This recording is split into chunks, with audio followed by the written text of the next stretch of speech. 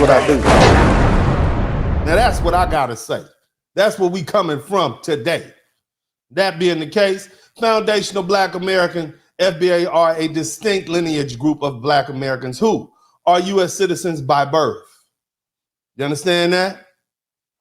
Can trace their ancestry to African people who were enslaved within the present day United States prior to the ratification of the 13th Amendment in 1865, and who descend from families who endured and overcame slavery, survived Reconstruction, racial terror, resisted Jim Crow and segregation, and built their communities despite generations of systematic discrimination, including redlining, racial violence, exclusion from the GI Bill, employment and housing discrimination, and the disproportionate incarceration.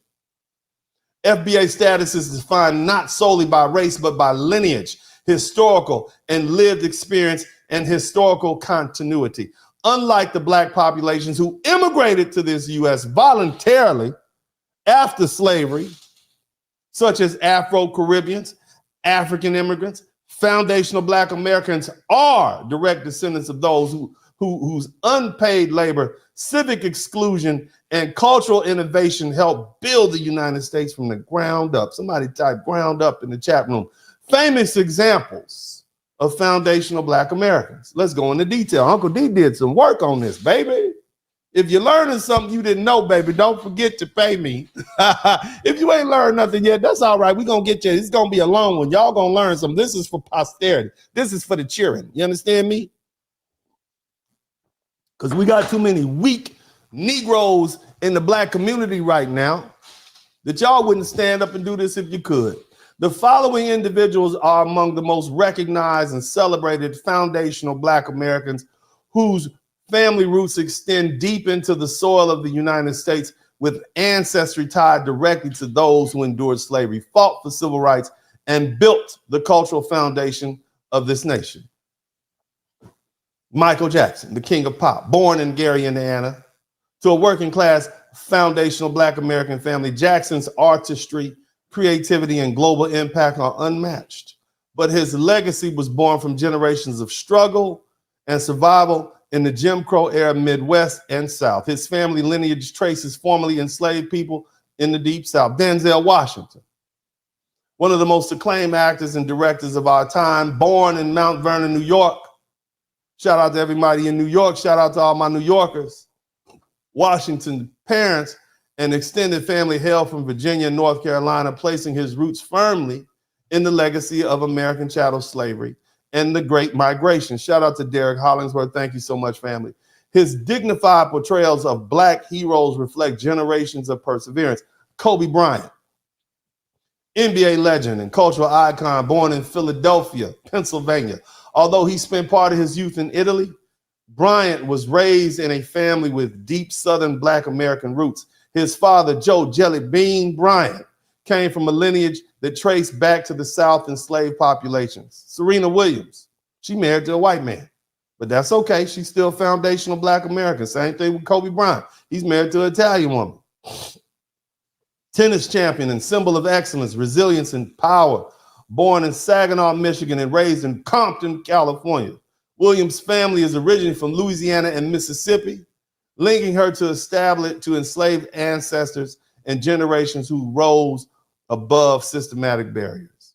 Muhammad Ali, the greatest heavyweight boxer in history, born in Louisville, Kentucky, his birth name, Cassius Marcellus Clay Jr., was inherited from a white Kentucky slave owner, making his very identity a reminder of the institution of slavery. Ali's family history, like many FBAs, is marked by poverty, segregation, and the pursuit of dignity through resistance. Mike Tyson, shout out, somebody type Iron Mike. Born in Brooklyn, New York, to a family with deep ties in the American South, Tyson's rise from poverty, is incarceration, and social inclusion to become a world champion is emblematic of the FBA experience and resilience in the face of historic and institutional challenges. And of course, the venerable Dr. Martin Luther King Jr., civil rights leader, Nobel Peace Prize winner, born in Atlanta, Georgia, Dr. King was a descendant of slaves and sharecroppers. His leadership during the 1950s and 1960s defined the modern movement for civil rights and solidified the FBA identity as one rooted in justice, endurance, and transformative leadership. These men and women are not just cultural icons. They are the sons and daughters of enslaved Africans raised by the descendants of people who survived the Middle Passage, Jim Crow, redlining, and who stood at the front lines of American innovation, protest, and pride. They are foundational Black Americans, and the Restorative Justice Initiative outlined in this act and the executive order is designed for our communities, their ancestors, and their legacy. Now, we see who the foundational Black Americans are. Let's talk about who they're not. Somebody type non-FBA in the chat room. Can y'all hear me? I don't know if you can hear me clearly because I don't see a lot of crowd participation. Can you hear me? Are you hearing with me what I'm saying? I want y'all to understand. Remember, I'm the bad guy. I want everybody on YouTube to remember who I am. I'm the one that gets your channels terminated if you say something I don't like. I'm the one that fights against the whole internet. When you make me angry, Uncle D will scrap with you. You understand? I want you to understand who I am. I will get down, dirty, and petty with this is who I am. Okay? I am the bad guy. Anybody? We're Native American. No, you're not. Okay? I'm the bad guy. And I don't care what you think. And I'm gonna keep doing what I'm supposed to do. Now, let's go ahead and look at the non-FBA. Let's look at them. Y'all with me? Let me make it big. These are the people he likes. I find it remarkable. They're all I love. He's always expressed admiration for these people. He likes these people. Now, guess who you think who are these non-FBAs? Non-foundational Black Americans encompass individuals who are of African origin, but descended from the recent voluntary migrations from Africa, Latin America, or the Caribbean. These individuals, somebody type individuals, these individuals are respectfully excluded. Somebody type respectfully excluded, as they cannot trace their ancestral lineage to the enslaved Africans who were unlawfully trafficked into the United States of America. Restorative justice must be reserved for those whose ancestors built the United States through forced labor and survived its unique historical oppressions. Somebody type respectfully in the chat room. Shout out to my man, MS Delta Guy. Man, I ain't see you in a minute, baby. What's happening? Shout out to you for that 150. Yeah. Let me get on back to this work. I'm going to get you later, man. Now, look what it is. Now, I told you the FBAs that I chose, Michael Jackson, Mike Tyson, these are ones that he liked. Who do you think these people are? Don't you think this is going? We know who Donald Trump is. Donald Trump he about that payback. Okay.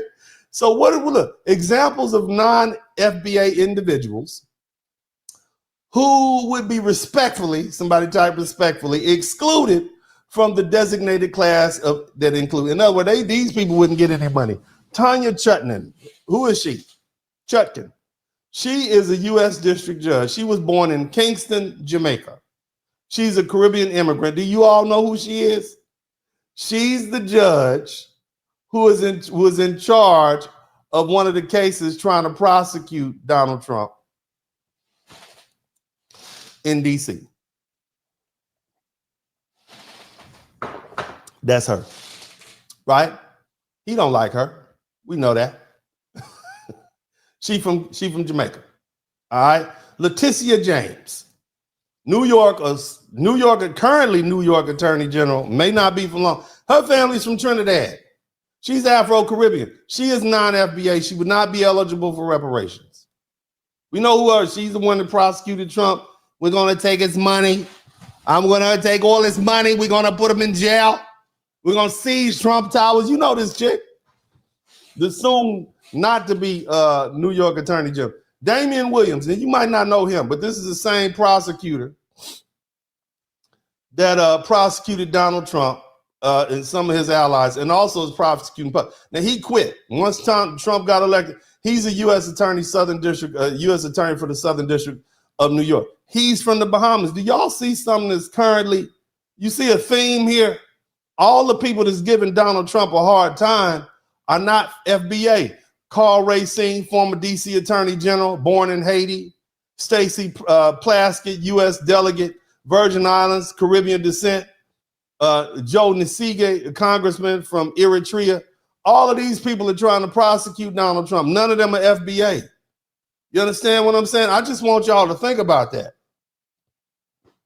Think about that. Nevertheless, this definition, and he knows these people, and more importantly, his staff and the people around him know these people. And so the thing is, this definition, so he's going to pay attention, okay? But this definition ensures that this restorative justice is limited to those whose families were enslaved in America, fought for freedom in America, and endured legalized oppression. Why this distinction matters? Why? We know why it matters, okay? Because we don't want people coming in reaping more benefit from us and becoming basically $5 Indians. You pay $5, you get declared an Indian. Nevertheless, this is not about creating division. Of course it's not, right? It's among African descent. I know that's what y'all, you create more division, you're divisive. No, this is about honoring the very specific debt owed to those whose blood, labor, and sacrifice built this nation under the most inhumane conditions imaginable, and who never left, never immigrated. We didn't run, we fought, okay? We don't take flight, we fight. All right, that's the difference between foundational Black Americans and the rest of y'all. Y'all take flight and we fight. Y'all take flight and we stay in flight, okay? That's what we do. That's the difference, all right?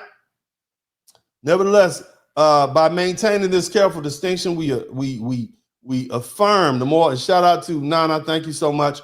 We affirm the moral. I'm gonna read all my super chats when I get to where we get. We got some time, baby. We got a lot of time here. I got a lot of work to do. Y'all gonna learn a lot. You're gonna learn something tonight.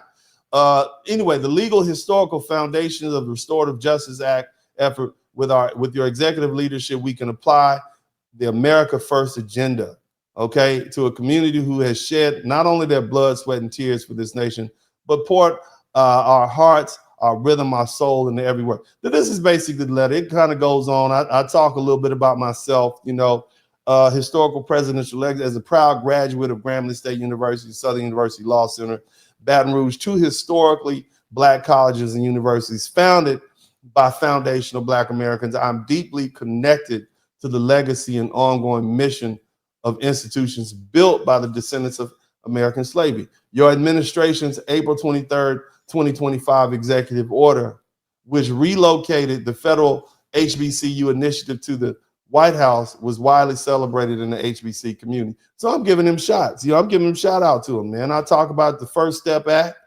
transformed it. The man has done a lot for Black people that he didn't have to do. The record low Black unemployment rates before COVID-19, the permanent historic funding for HBCUs, these opportunity zones, the clemency that he gave to the sister Alice Jones.